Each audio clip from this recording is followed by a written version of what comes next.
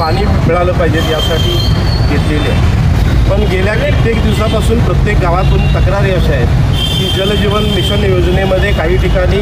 पूर्तता नाही आहे, वेगवेगळे कारणं त्याच्या पाठीमागे दिली जातात आणि लोकांना खराब पाणी प्यायला लागते। ज्या योजनेसाठी शासनानं पैसा दिला आहे त्या योजनेची पूर्तता होत नसेल तर आम्ही दंडाधिकाऱ्यांना एक विनंती केली होती की तालुक्यातल्या कुठल्या योजना कुठल्या सद्यस्थितीला आहेत याची माहिती मिळावी म्हणून प्रशासनाची आज बैठक लावली होती आणि त्या संदर्भात माझ्या सगळ्या पदाधिकाऱ्यांनी चर्चा केलेली आहे। आज बैठकीमध्ये माननीय प्रांताधिकारी यांच्या उपस्थितीत जलजीवन मिशन संदर्भात आम्ही त्यांना एक पत्र दिले होते की संबंधित गडिंग्लज तालुक्यामध्ये किती गावामध्ये ही योजना राबवली गेली आणि ह्या योजनेचा कामाचा आढावा घेण्यासाठी म्हणून आज ही बैठक होती। यामध्ये पंचायत समितीचे सर्व पाणीपुरवठ्याचे इंजिनियर सर्व अधिकारी उपस्थित होते। या बैठकीमध्ये आम्ही त्यांना प्रश्न विचारले, काही प्रश्नांची उत्तरं त्यांना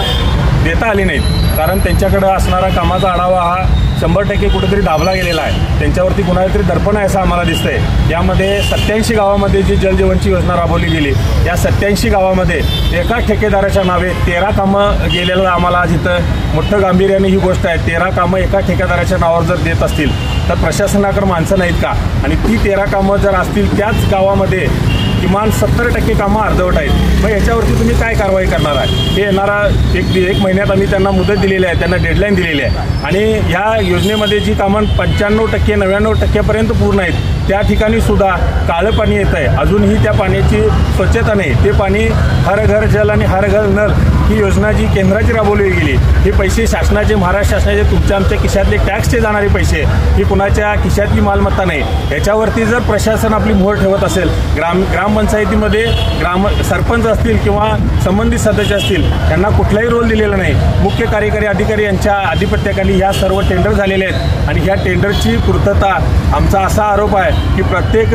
आमदार असतील, खासदार असतील किंवा मंत्री असतील त्यांच्या बगलबच्च्यांना दिलेली आहे। ही यादी आज बघितल्यानंतर आमच्या लक्षात आलं, मग आज ते बगलबच्च्यांच्यावर कारवाई थांबवत असतील तर ह्याला सर्वस्वी जबाबदार हे अधिकारी आहेत। आम्ही या अधिकाऱ्यांना इशारा दिला आहे, जर तुम्ही 1 महिन्यात त्याच्यावरती जर कारवाई करून गावामध्ये ज्या अर्धवट स्कीम आहेत ज्यांची तुम्ही 95% आढावा देताय ते 95%चं काम 100%वर पूर्ण करून त्या गावात जर स्वच्छ पाणी नाही गेलं आणि जर त्या पाण्यामध्ये जर गळूपणा आढळला तर ते पाणी आम्ही ह्या अधिकाऱ्यांना त्यांच्या ऑफिसमध्ये प्यायला लावू असा आम्ही इशारा दिलेला आहे। 1 महिन्यानंतर यांचा आढावा घेईल, त्यावेळेला ह्यांच्याकडनं आम्ही सर्व माहिती मिळवू। पण आज झालेल्या बैठकीमध्ये त्यांच्याकडनं अपेक्षित उत्तर मिळालेले नाहीत, त्यांच्याकडे असणारा डेटा पूर्ण नाही, त्यांनी कॉन्ट्रॅक्टरांना कशा पद्धतीनं पोचले हे सर्व त्या तुमच्या मीडियाच्या माध्यमातून आज जाईलच आणि आम्ही ह्या कॉन्ट्रॅक्टरांना आणि सर्व त्या संबंधित अधिकाऱ्यांना एवढाच इशारा देतो, काम करत असताना प्रशासनाच्या पगारावर जर तुम्ही राहत असाल तर प्रशासनाशी आणि जनतेशी तुमची नाळ राहिली पाहिजेत। तुम्ही जनतेला काळं पाणी पाजून तुमच्या खुर्च्या मंत्र्यांच्या जीवावर आबादी ठेवत असाल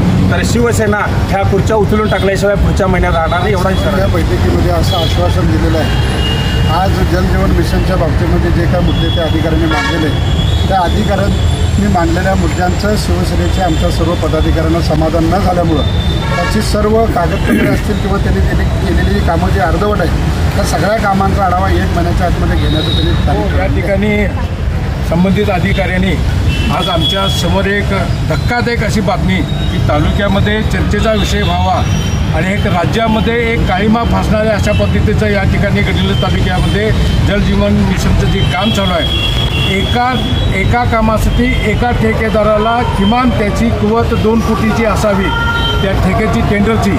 अशा पद्धतीनं एका माणसाला 2 कोटीची असताना 14 ठिकाणी जर या तालुक्यातली ठेकेदाराची ठेका भरला असेल तर त्याची खऱ्या अर्थानं त्याची कुवत किती, क्षमता किती आणि त्याची उत्पन्नाचा स्रोत काय त्याचं खऱ्या अर्थानं इन्कम टॅक्स डिपार्टमेंटनं आणि LCBनं त्याच्यावरती धार टाकून त्याची कारवाई करावी त्याच्यावरती, असं माझं प्रामाणिकपणानं या शिवसेनेचा एक कार्यकर्ता म्हणून मी या ठिकाणी मागणी करतोय। जर अशा पद्धतीच्या एका माणसाला देऊन जर जनतेला वेटीस धरून ती कामं अपुरी ठेवून लोकांना जर वेळेमध्ये जर पाणी मिळत नसेल तर आणि हे अधिकारी त्यांना पाठीशी घालून स्वतःच्या तुंब्या भरून हे अधिकारी त्याला पाठीशी घालत असेल त्या अधिकाऱ्यांचा आम्ही या ठिकाणी शिवसेनेवरती निषेध करू।